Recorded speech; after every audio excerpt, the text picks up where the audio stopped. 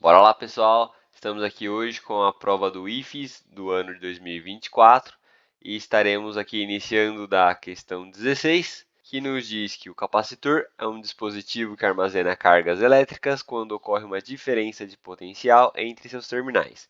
O tempo de vida útil de um capacitor produzido por uma determinada empresa é medido em anos. Assuma que o tempo de vida útil do capacitor é uma variável aleatória contínua e pode ser modelada pela função densidade de probabilidade a seguir. Em condições ideais de uso, a empresa reembolsará ao consumidor se o capacitor apresentar algum problema antes de 18 meses de uso. Determine a probabilidade de um cliente ser reembolsado.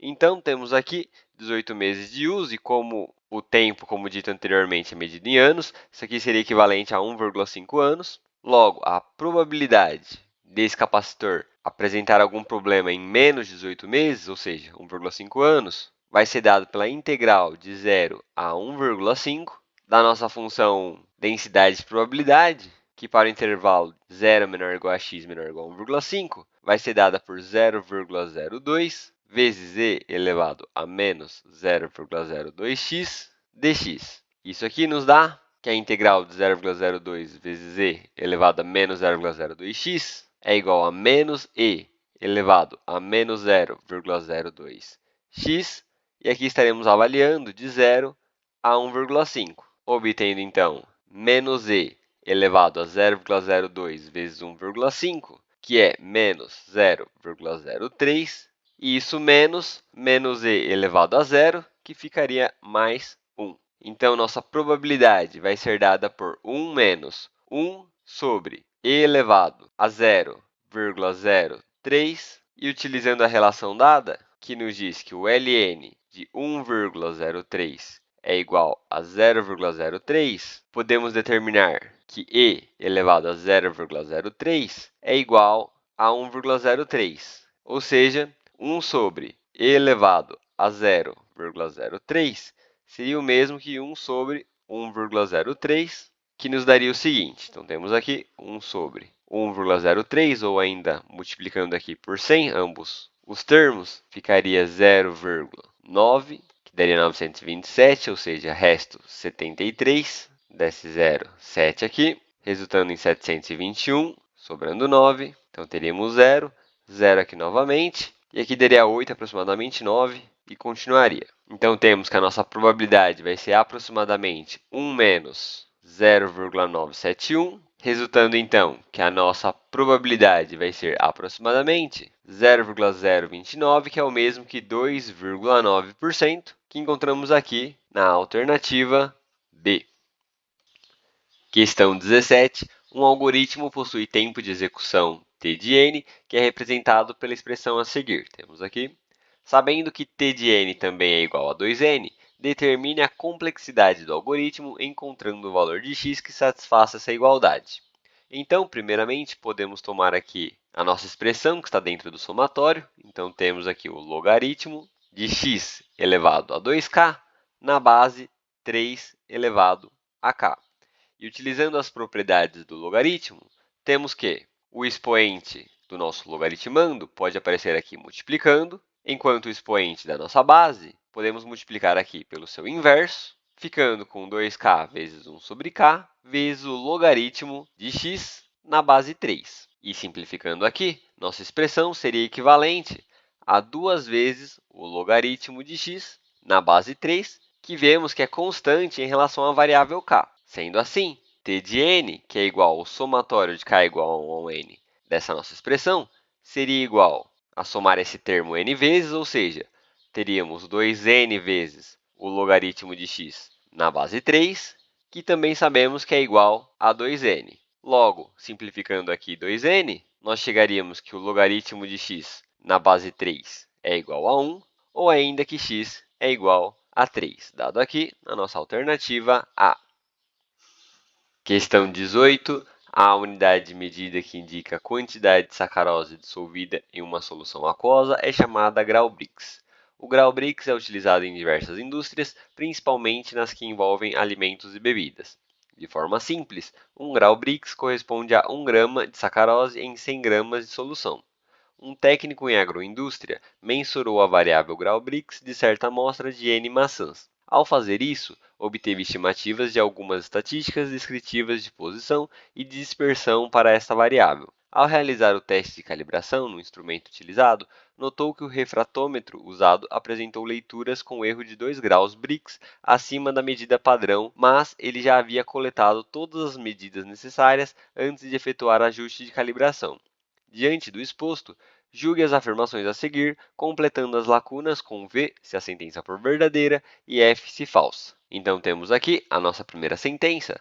A estimativa da média obtida pelo técnico apresentou uma diferença de 2 graus Brix acima da leitura obtida por um refratômetro calibrado e ajustado de acordo com a medida do padrão de referência usado na calibração. Então, seja as N medidas tomadas os valores x1 até xn e as medidas reais dadas por x1' até xn', nós temos que x1, que foi a nossa medida apresentada pelo refratômetro utilizado, seria igual a x1', que seria a medida real, mais 2, já que temos um erro de leitura de 2 graus Brix acima da medida padrão. E seguimos com isso até atingirmos xn, que é dado por xn' mais 2. Sendo assim, a nossa média seria dada por x1 mais x2 até atingirmos xn, e isso sobre n, que é igual a x1' mais 2 mais x2' mais 2, e assim sucessivamente até xn' mais 2, que pode ser escrito como x1' mais x2'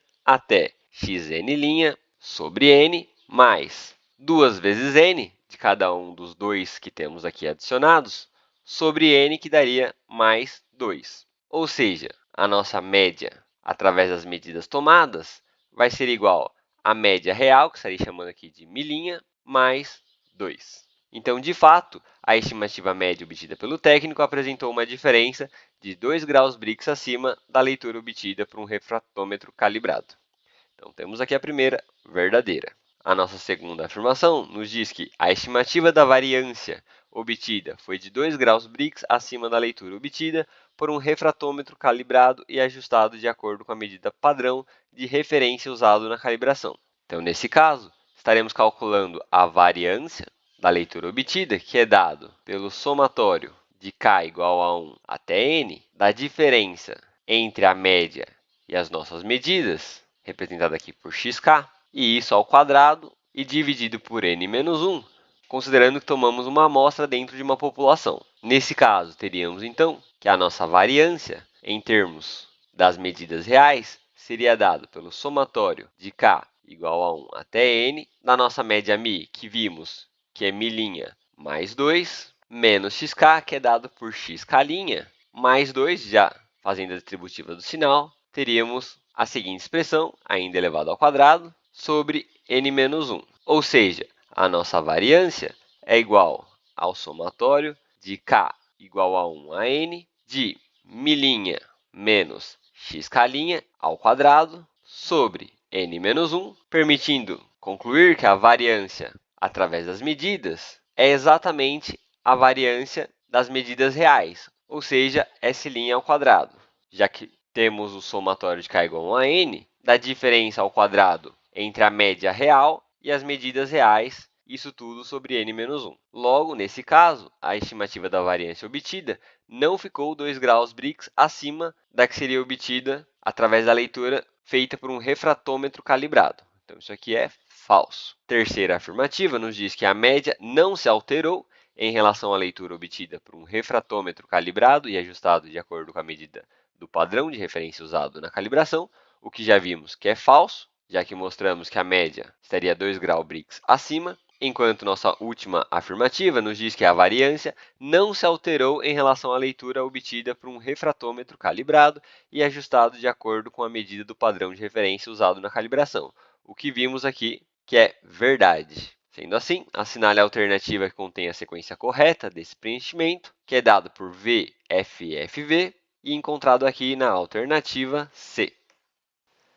Questão 19. Autovalores associados a uma matriz é um conceito importante em álgebra linear e possui diversas aplicações na física, engenharia, estatística e ciência da computação.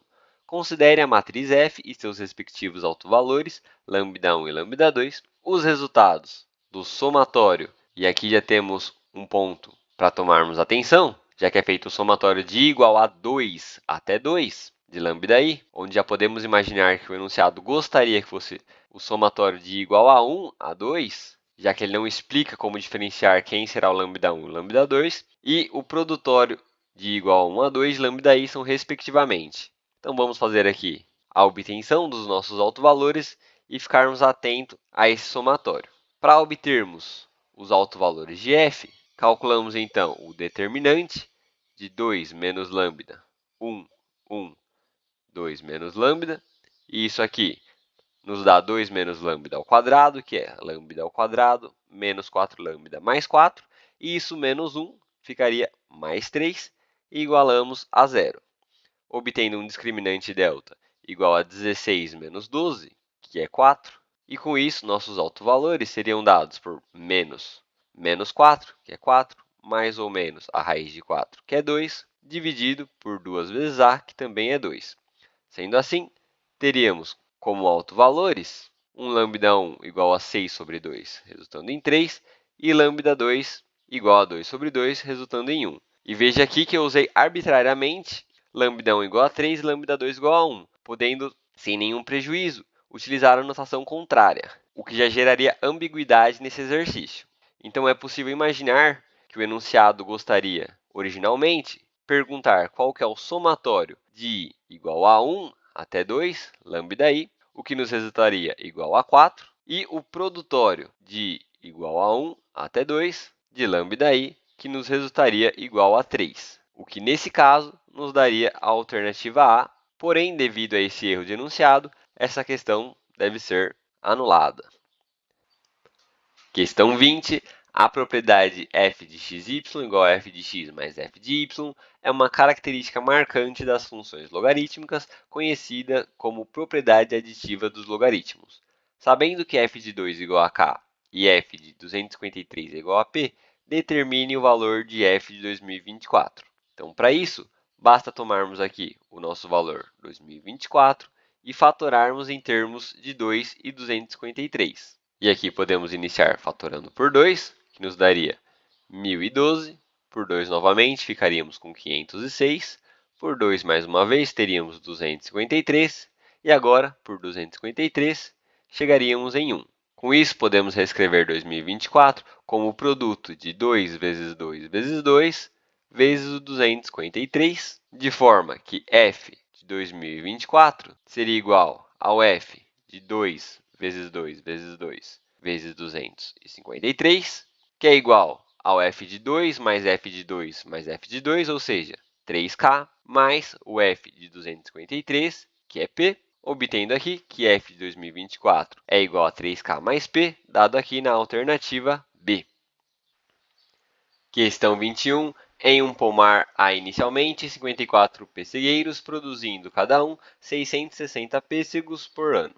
O produtor pretende plantar neste pomar N novos pessegueiros. Devido à competição por nutrientes do solo e consequente aumento na densidade de plantas por área, cada pessegueiro, tanto os novos quanto os velhos, tem sua produção anual reduzida em 10 pêssegos para cada novo pessegueiro plantado no pomar. Determine a produção anual por pessegueiro quando a produção total do pomar for máxima. Então, seja aqui P o nosso número de pessegueiros, inicialmente tínhamos 54 pessegueiros e adicionamos mais N pessegueiros. E seja Q a quantidade de pêssegos produzidos por pessegueiro, sabemos que inicialmente cada pessegueiro produz 660 pêssegos, porém com o aumento de N pessegueiros, teríamos um decréscimo de 10 vezes N pêssegos. E nossa questão quer determinar esse valor Q. Então, para isso, precisamos primeiramente determinar o valor de N, que consiste na quantidade de novos pessegueiros que foram plantados. E para determinar esse valor, vamos utilizar a função f de n, que nos diz o total de pêssegos produzidos, que vai ser simplesmente dado pelo produto da quantidade de pessegueiros pela quantidade de pêssegos produzidos por cada pessegueiro, ou seja, P vezes Q, que nos daria 54 mais N vezes 660 menos 10N. Note aqui que f é uma função quadrática, uma função de segundo grau, e n é tal que maximiza essa função. Sendo assim, queremos determinar a abscissa do vértice dessa função e podemos calcular esse valor simplesmente pela média aritmética das nossas raízes, que nesse caso aqui são dadas quando n for igual a menos 54 e a outra raiz quando n for igual a 66. Então, somando e dividindo por 2 para obtermos a média, teríamos que n seria igual a 12 sobre 2, que é 6. Sendo assim, determinamos que q é dado por 660 menos 10 vezes 6, que é 60, ou seja, o total de pêssegos produzidos por cada pessegueiro é igual a 600, dado aqui na alternativa E. Questão 22. É importante que o professor de matemática crie questões que ajudem o estudante a identificar padrões, realizar cálculos simples e aplicar os conceitos da teoria dos números. Nesse sentido, determine o algarismo das unidades do resultado do somatório, dado aqui, para qualquer valor natural de k. Então, como eu sempre falo, pessoal, se temos aqui para qualquer valor natural de k, podemos simplesmente tomar k igual a 1, obtendo aqui 4 elevado a 3, que é 64, mais 5 elevado a 3, que é 125, mais 9 ao quadrado, que é 81, e somando aqui, nós temos 270, verificando aqui que o algarismo das unidades é igual a zero, dado aqui na alternativa A. Porém, se fôssemos resolver o exercício na forma que o enunciado pretende, teríamos que encontrar os padrões de cada um desses números. Então, temos aqui que a potência, ao ser trabalhado na base 4, é dada por 4 elevado a 1, que é exatamente 4, 4 elevado a 2, que é 16, 4 elevado a 3, que nos daria 64, 4 elevado a 4, que teríamos 256, e assim segue sucessivamente, onde vemos que o algarismo das unidades alterna entre 4 e 6. Fazendo o mesmo para o 5, agora teríamos 5 elevado a 1, que é igual a 5, 5 elevado a 2, que é igual a 25, 5 elevado a 3, que é igual a 125, e só mais uma vez aqui, 5 elevado a 4, seria 625.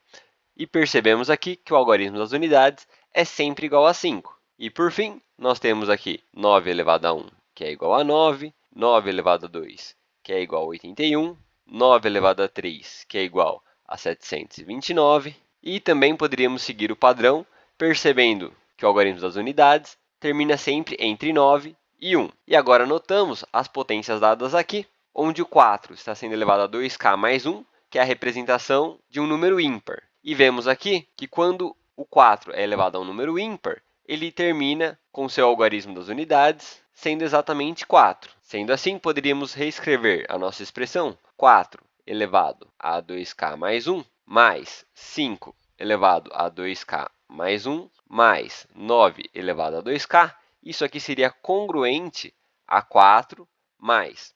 Enquanto aqui 5 elevado a um número ímpar, também vemos que termina com o algarismo de 5. E 9 elevado a 2k, que seria 9 elevado a um número par, nós temos que o nosso algarismo da unidade estará terminando com 1, ou seja, mais 1, que nos resultará em 10, que módulo 10 seria exatamente congruente a zero. Então, teríamos aqui que o nosso algarismo das unidades, de fato, é zero. Questão 23. Todo professor deve estar comprometido em desenvolver o pensamento crítico nos alunos. Uma possibilidade é propor problemas que permeiam o nosso dia a dia para que os estudantes possam analisar dados, tomar decisões e avaliar informações. Um professor de matemática do IFES deseja criar um problema envolvendo as áreas de probabilidade e estatística. Ele decidiu focar em 5 conceitos: distribuição uniforme, espaço amostral, evento, probabilidade e geometria. O problema proposto envolve o fato de 2 estudantes combinarem de se encontrar em uma biblioteca. Cada um deles chega de forma independente em um instante uniformemente distribuído entre 10 e 11 horas. Eles combinaram que o primeiro que chegasse esperaria no máximo 15 minutos pelo outro. Determine a probabilidade deles se encontrarem. Então, temos aqui um espaço de 1 hora, que vai de 10 até 11 horas, e queremos a seguinte condição: seja x o horário relacionado com o primeiro aluno e y o horário relacionado com o segundo aluno, e temos que os valores de x e y irão variar de 0 a 60, onde se x ou y for igual a 0, teríamos que o respectivo aluno chegou às 10 horas, e quando x ou y for igual a 60, teríamos que esse aluno chegou às 11 horas, ou seja, dividimos nosso intervalo aqui de 1 hora em minutos. Sendo assim, queremos que a diferença entre y menos x em módulo seja sempre menor ou igual a 15, que consiste no tempo de espera que eles combinaram. E dessa inequação, nós podemos reescrevê-la como x menos 15 é menor ou igual a y, que é menor ou igual a x mais 15, o que graficamente nos daria a seguinte figura. Então, temos aqui o nosso domínio, que tanto para x quanto para y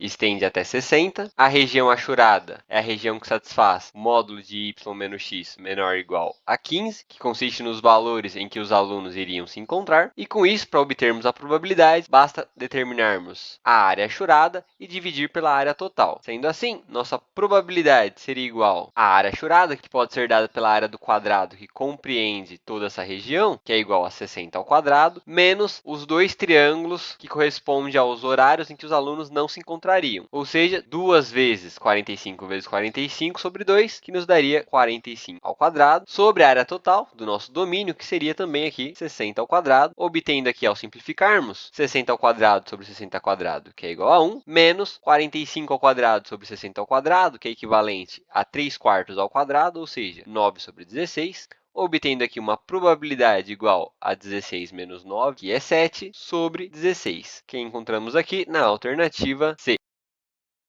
Questão 24. Problemas que envolvem a escolha de um determinado número de elementos de um conjunto sem levar em consideração a ordem que os elementos são escolhidos são usuais em qualquer curso de matemática básica. Nesse sentido, considere que em uma sala de aula existem K alunos, sendo Pedro um dentre eles. Sorteiam-se aleatoriamente, sem reposição, P alunos dessa sala para compor a comissão de formatura da turma. Qual é a probabilidade de Pedro não ser um dos membros da comissão? Então, exercícios que envolvem variáveis, podemos, sempre que desejarmos, adotar valores e testar as alternativas. Então, vamos fingir que temos K igual a 2, ou seja, temos 2 alunos, sendo que um é o Pedro, e queremos sortear apenas um aluno. E dado isso, qual é a probabilidade desse único aluno sorteado não ser o Pedro? Então, já que aqui temos apenas 2 alunos, ao sortearmos um de forma honesta, a nossa probabilidade tem que ser 50%, ou seja, 1 sobre 2. E agora, testando aqui cada uma das nossas alternativas, temos, substituindo P por 1 e K por 2, aqui teríamos 1 sobre 3, ou seja, incorreto. Na B, substituindo P por 1 e K por 2, teríamos 0, incorreto também. Na alternativa C, teríamos 1 sobre 2, o que faz sentido. Na alternativa D, teríamos 0 novamente, que está incorreto. E por fim, na alternativa E, nós teríamos uma probabilidade igual a menos 1, que não faz nem sentido. Sendo assim, de cara, já teríamos que a alternativa correta é a alternativa C. Porém, caso desejássemos resolver este problema utilizando as variáveis K e P, temos que a nossa probabilidade é dado pelo total de casos favoráveis sobre o total de casos, onde o total de casos será dado pela combinação de K escolhe P, ou seja, de K alunos estaremos escolhendo P alunos, e nossos casos favoráveis serão calculados pela combinação de K menos 1, já que não queremos Pedro entre nossas opções, escolhem P, já que os P escolhidos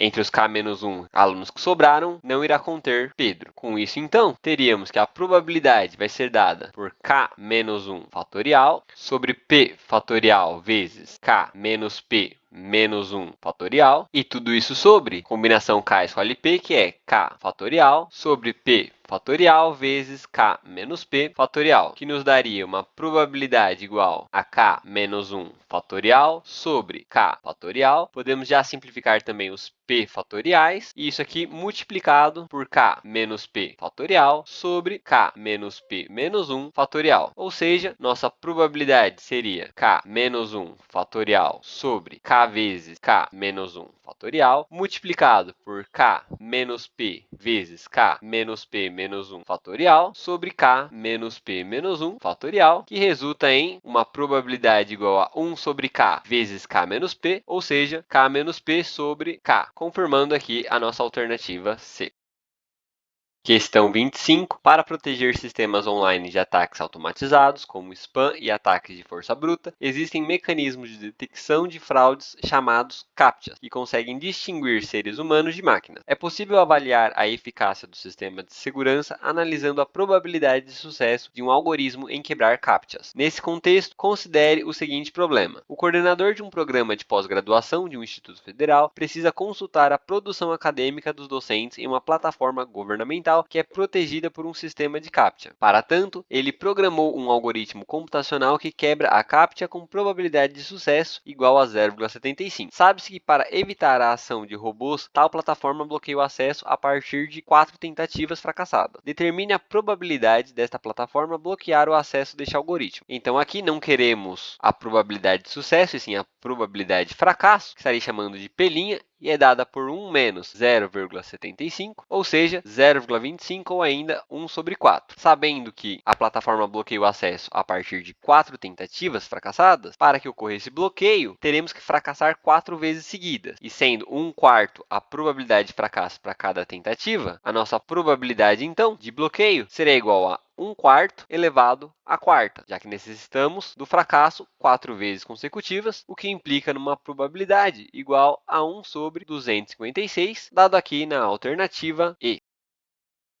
Questão 26. Dado um triângulo cujos vértices P1, P2 e P3 estão localizados no plano cartesiano com área e perímetro iguais a e P, respectivamente. Um novo triângulo é gerado a partir da transformação P'I' igual a K vezes M vezes Pi, em que a matriz M é a matriz de rotação de Pi em θ, é dada por... Então aqui nós temos a matriz de rotação em relação a θ no sentido anti-horário, considerando que K é uma constante real, determine a área N e o perímetro Pn do novo triângulo de vértices P1', P2' e P3'. Então, inicialmente, nosso triângulo, que teria uma área A igual a base vezes altura sobre 2, ao ser multiplicado por K, ou seja, ao passar pela transformação K vezes a matriz de identidade, isso seria uma expansão ou contração na proporção de K, ou seja, nossa nova área seria igual a KB vezes KH, que são nossas medidas de comprimento, sobre 2, que resultaria em K ao quadrado vezes A. E note também que o nosso triângulo passa por uma rotação, o que não interfere no valor da área. Agora, para o nosso perímetro, que inicialmente seria dado por L1 mais L2 mais L3, e após passar pela transformação K vezes a matriz de identidade, nos daria um novo perímetro P' igual a KL1 mais KL2 mais KL3, que é o mesmo que K vezes L1 mais L2 mais L3, que é o nosso perímetro inicial. E, novamente, não consideramos aqui a rotação, já que a rotação não irá interferir no perímetro da nossa figura. Sendo assim, teríamos a linha igual a K ao quadrado vezes A e P' igual a K vezes P. Com um detalhe aqui que para o nosso perímetro, nossa transformação K vezes identidade, caso seja um valor negativo, nos daria módulo de K vezes P como nosso perímetro, já que não temos garantia que a nossa constante K seja positiva. Porém, como não temos essa alternativa, fazendo a hipótese que K seja positiva, encontraríamos aqui como alternativa de nova área K ao quadrado A e novo perímetro K vezes P, a alternativa A. Questão 27. A função densidade de probabilidade é uma ferramenta essencial na teoria das probabilidades estatísticas. Ela permite descrever probabilisticamente uma variável aleatória contínua, ou seja, como a probabilidade se distribui ao longo dos possíveis valores que a variável pode assumir. Nesse contexto, considere a função. Temos aqui a nossa função f, em que k é uma constante real. Determine o valor k para que a função f de x seja uma função densidade de probabilidade. Então, sabemos que uma função densidade de probabilidade apresenta característica que a integral de menos infinito a mais infinito dessa função, avaliada em relação a x, tem que ser igual a 1. Então, nesse caso, como para x menor que 0 nós temos a função nula, precisamos apenas considerar a integral de 0 a mais infinito, onde nesse intervalo a nossa função é descrita por k vezes e elevado a menos x sobre 2 dx, e isso aqui tem que ser igual a 1. Realizando a nossa integral, como aqui nós temos k constante, basta integrarmos e elevado a menos x sobre 2, que nos daria menos 2 vezes e elevado a menos x sobre 2, onde estaremos avaliando de 0 até o limite de x tendendo a mais infinito, e isso tem que ser igual a 1. E daqui obtemos que o limite de x tendendo a mais infinito de elevado a menos x sobre 2 irá tender a 0, menos 2k vezes e elevado a 0, nos daria simplesmente 2k, e isso tem que ser igual a 1, obtendo então que a nossa constante k é igual a meio, dado aqui na alternativa B. Questão 28. Um professor de matemática do IFES formulou um problema envolvendo conceitos de probabilidade e estatística, cuja resolução exige o conhecimento de combinações, variáveis aleatórias, valor esperado e distribuição hipergeométrica. O problema em questão é a existência de uma embalagem que contém 4 sementes de feijão preto e 6 sementes de feijão vermelho. Uma amostra de 3 sementes é retirada ao acaso e sem reposição. Qual é o valor esperado da variável aleatória número de grãos de feijão preto presente na amostra retirada? Então, nosso valor esperado vai ser dado pela quantidade de sementes retiradas, que nesse caso é igual a 3, multiplicado pela proporção de feijões pretos em relação ao total de feijões, onde aqui temos 4 feijões pretos de um total de 10 feijões, que nos daria como resposta um valor esperado igual a 12 sobre 10 ou ainda 6 sobre 5, dado aqui na alternativa C.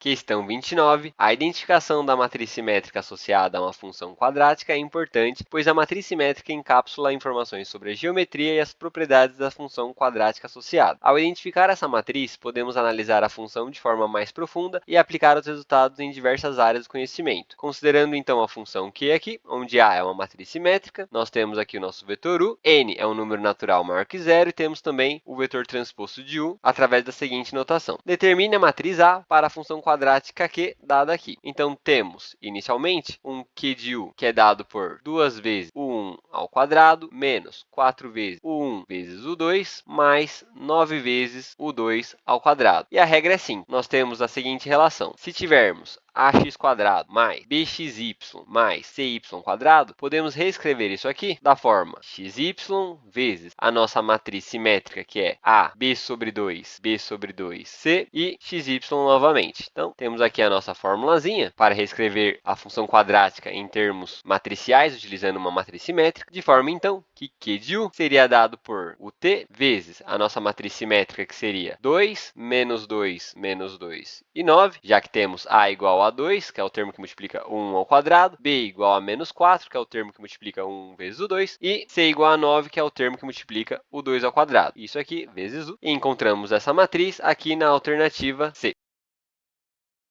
Questão 30. O Teorema de Bayes é uma ferramenta fundamental na probabilidade estatística, com aplicações que vão desde a inteligência artificial até a medicina. Ele nos permite quantificar a incerteza, atribuindo probabilidades a eventos, atualizar nossas crenças à medida que novas informações se tornam disponíveis e na tomada de decisões mais informadas, pois consideramos todas as evidências disponíveis. Neste contexto, considere que na central de abastecimento há uma banca que recebe somente uma variedade de mamão oriunda de 3 produtores do estado. A proporção identificada nessa banca corresponde a 25% do produtor Alexandre, então já estaria anotando aqui A, e de um total de 100 teremos apenas 25, 60% de Bernardo, que eu estarei chamando de B, então teremos aqui de um total de 100 apenas 60, e 15% de Carlos, então de C nós temos apenas 15. Sabe-se que é esperado que 1% do produzido por Alexandre, então dos 25, uma proporção de 1% nos daria 0,25, 10% de Bernardo, o que nos daria aqui 6, e 5% de Carlos, que nos daria aqui 0,75, seja fora dos padrões de tamanho, geometria, do mamão considerado ideal. É feito na central o controle de qualidade na produção combinada dos 3 produtores. Sorteia-se ao acaso um mamão para inspeção e observa-se que ele está fora do ideal de tamanho. Determine a probabilidade dessa fruta observada ser oriunda da produção de Bernardo. Então, note aqui que já sabemos que a nossa fruta não apresenta o tamanho ideal, ou seja, deve estar dentro da proporção 0,25 mais 6 mais 0,75. Porém, queremos que ela seja oriunda de Bernardo. Então, nossa probabilidade, que é dada por casos favoráveis, nós temos aqui o total de 6 pelo Bernardo, sobre o total de casos, que seria 0,25 de A mais 6 de B mais 0,75 de C, implicaria que a probabilidade do mamão vir de B é 6 em 7, o que se encontra aqui na alternativa E.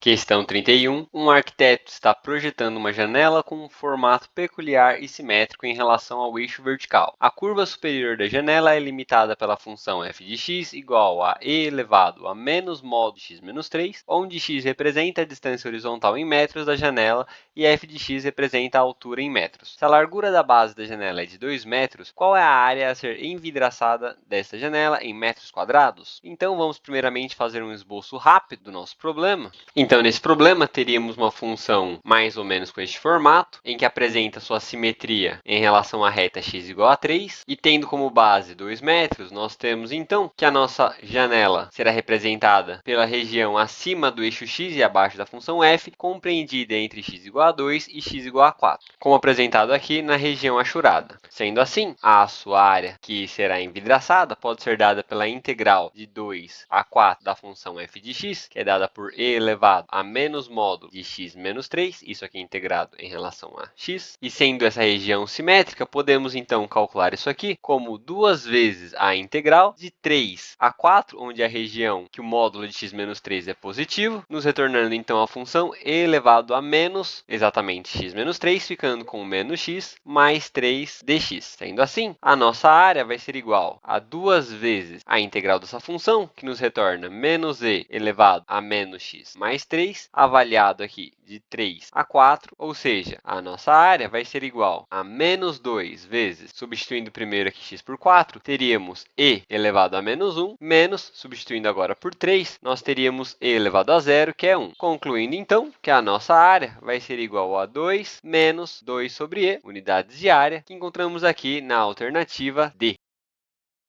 Questão 32. A distribuição de Poisson é uma distribuição de probabilidade discreta que modela o número de ocorrências de um evento em um intervalo de tempo ou espaço fixo, dado que essas ocorrências são independentes e ocorrem com uma taxa média constante. Nesse sentido, considere que a quantidade de bezerros nascidos vivos e classificados como abaixo do peso em certa fazenda pode ser considerada uma variável aleatória discreta que segue o modelo probabilístico de Poisson. Sabes que a média de bezerros nascidos vivos e classificados abaixo do peso é 60 mensalmente. Determine a probabilidade de nascer pelo menos 2 bezerros vivos e abaixo do peso diariamente. Utilizando então o modelo da distribuição de Poisson, sabemos que a probabilidade de certo evento ocorrer k vezes é dado por e elevado a menos lambda, onde lambda é a taxa média de ocorrências, vezes lambda elevado a k sobre k fatorial. Então aqui queremos saber a probabilidade de nascer pelo menos 2 bezerros vivos. Então primeiramente vamos analisar a probabilidade de nascer nenhum, ou seja, nascer 0 bezerros vivos e abaixo do peso diariamente, que nos daria e elevado a menos lambda, em que nesse caso aqui, nosso lambda será 60 dividido por 30, já que temos uma ocorrência média de 60 mensalmente, ou seja, 60 sobre 30 diariamente, que nos daria um total de 2 neste caso, multiplicado por 2 elevado a 0 sobre 0 fatorial, que seria igual a 1 sobre e ao quadrado. Agora, calculando a probabilidade de ocorrência de um bezerro vivo e abaixo do peso diariamente, teríamos então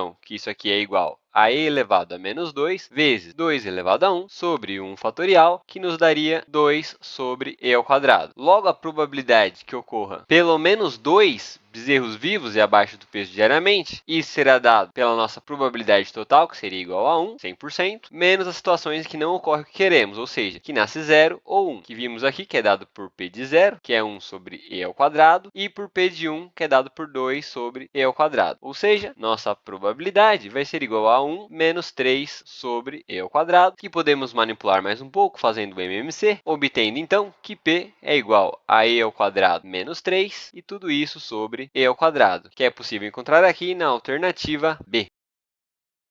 Questão 33. Guiri é uma palavra persa que significa nó e faz referência a um complexo sistema de padrões geométricos que emergem da disposição específica de 5 peças fundamentais: o decágono, o losango, a gravata borboleta, o pentágono e o hexágono. A figura abaixo exibe as 5 peças, temos elas aqui. Os artistas islâmicos usaram este sistema para formar peças arquitetônicas elaboradas pelo menos 500 anos antes que a matemática ocidental fosse capaz de definir a técnica. A figura abaixo é composta por 10 peças guiri. Quantas peças peças do tipo gravata borboleta foram utilizadas para formar essa figura? Então vamos nos basear aqui nas nossas peças e montar a seguinte figura. Completando a figura aqui, é possível enxergarmos que nós temos 3 losangos em cima e 3 losangos embaixo, desenhados de vermelho, um hexágono no meio e 2 gravatas borboletas, uma à direita e uma à esquerda. Note que neste caso foram usados apenas 9 peças, não 10 peças, como o enunciado diz. Porém, respondendo à pergunta aqui, quantas peças do tipo gravata borboleta temos, podemos encontrar apenas 2, e com isso nós temos que nossa alternativa correta é a alternativa C.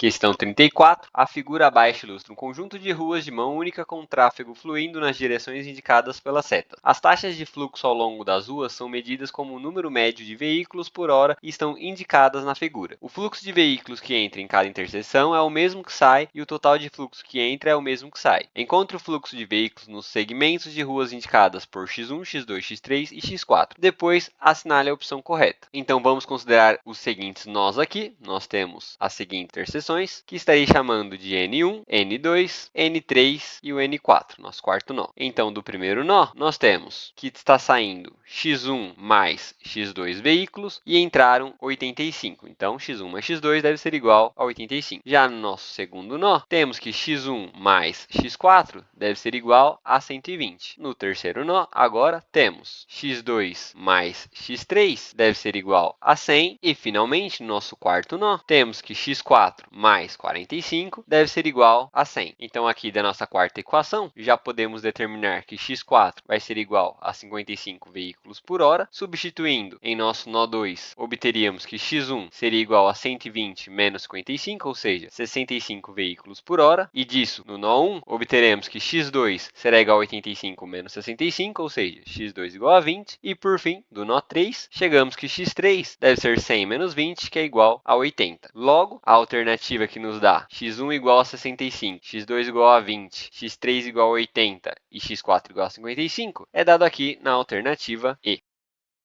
Questão 35. As manchas de sangue fornecem muitas pistas sobre o que aconteceu em uma cena do crime. Quando as gotas de sangue atingem uma superfície, o formato da mancha depende do ângulo de impacto e da distância percorrida. Se o sangue caísse verticalmente sobre uma superfície lisa, de modo que a trajetória do sangue fizesse um ângulo de 90 graus com a superfície, criaria uma gota de formato circular. Se o sangue caísse obliquamente no chão, num ângulo inferior a cerca de 70 graus, teria uma forma elíptica com uma cauda. A figura a seguir ilustra alguns formatos de manchas de sangue e seus respectivos ângulos. Os peritos podem estimar o ângulo em que a gota de sangue atingiu a superfície se for considerado que o diâmetro da gota, antes do impacto B, é igual à largura da gota após o impacto. O ângulo de impacto é chamado de ângulo de incidência θ e pode ser calculado com a ajuda de um triângulo retângulo como ilustrado na figura. Qual a função trigonométrica usada para obter o ângulo de incidência? Então, relacionando aqui as nossas variáveis A, B e θ, podemos utilizar das relações trigonométricas em um triângulo retângulo a função seno de θ, que nos diz que será igual a cateto oposto, que é B, sobre a hipotenusa, que é A, e tomando a função inversa da função seno, obteríamos que θ é igual ao arcosseno, ou seja, a função inversa de seno, de B sobre A, que é dado aqui na nossa alternativa A. No próximo vídeo, seguiremos aqui com as questões 36 até 50, dessa prova aqui do IFES 2024.